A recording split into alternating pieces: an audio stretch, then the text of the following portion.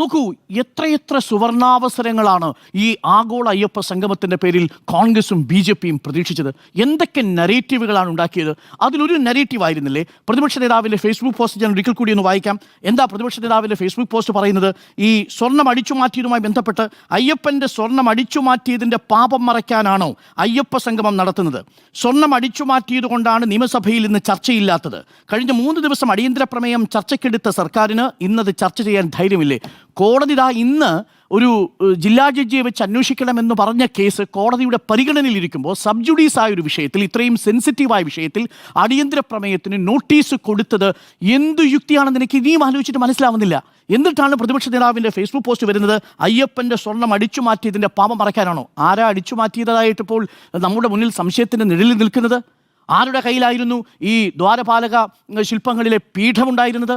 ഉണ്ണികൃഷ്ണൻ പോറ്റിക്ക് ഇതിലെ റോളെന്താ? ഉണ്ണികൃഷ്ണൻ പോറ്റി എന്ന കഥാപാത്രം അവതരിക്കുന്നത് എപ്പോഴാണെന്ന് ഓർമ്മയുണ്ടോ?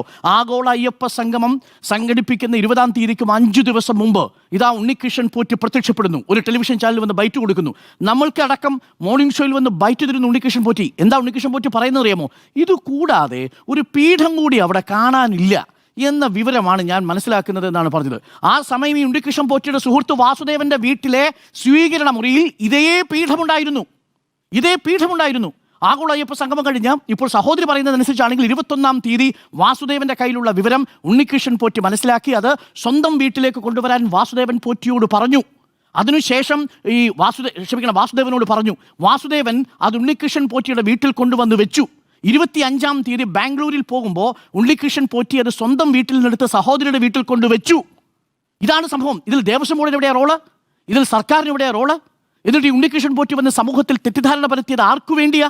ആഗോള അയ്യപ്പ സംഗമത്തിന് 5 ദിവസം മുൻപ് ഇതേപോലെ ഒരു ഗൂഢാലോചന നടത്തിയിട്ടുണ്ടോ എന്ന് ദേവസ്വം മന്ത്രിയും ദേവസ്വം ബോർഡ് പ്രസിഡന്റും ഇന്ന് ചോദിച്ചതിൽ കഴിഞ്ഞില്ലേ?